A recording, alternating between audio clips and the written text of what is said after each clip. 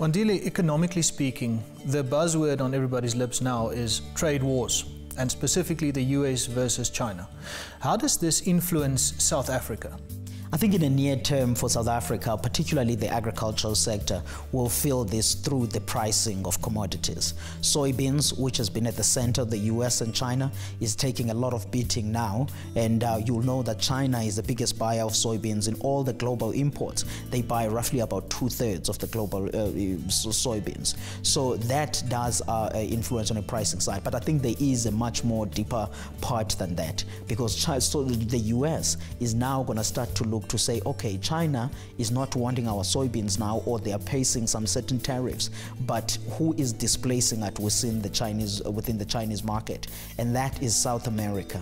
And now they can begin to say, where has South America traditionally been exporting their soybeans? And in those markets that they've been traditionally exporting their soybeans before going fully to China, do the US have some bit of a trade arrangement with those countries? And that's how South Africa also could be physically affected if the US decides to really start to send some of its soybeans to South Africa. And you will appreciate that we import roughly about 500,000 tons of soybean oil cake, and that largely comes from Argentina. And now if the US sees those will be some of the opportunities that could influence us. Yeah, so that is worrying news to local soybean producers, because that could push prices down. But is there an advantage? Is there a benefit maybe that we can see with this current situation?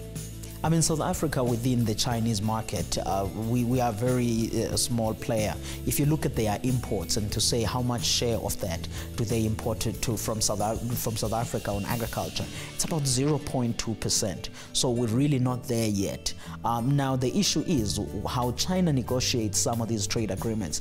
They focus on one product per time. Now they are currently looking at citrus, they're looking at oranges.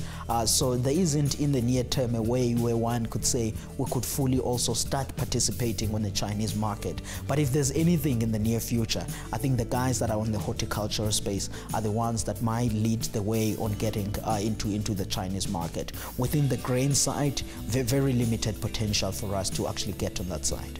So what you're saying is we should maybe start looking regionally. I mean, all of these things that are happening in the region are very worrying for those nations. But if you are a producer sitting in Free State, Northwest, what this means is that you are looking at some of the solid demand that is actually going to be coming from the region.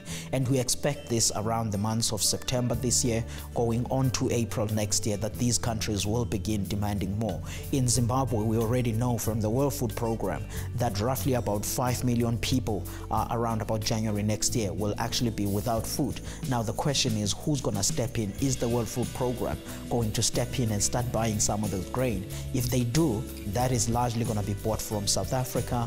Mexico could also be one of the countries they could source from, Zambia to a certain extent, and I think that the guys in the Black Sea might also be able to supply on that. But the bottom line story is that if you're a farmer in South Africa, there is a demand that is going to be coming from the region, and that could boost prices. And the great thing is that the key buyer might be not the Zimbabwean government, but rather the World Food Program, and that is important in facilitation of payments.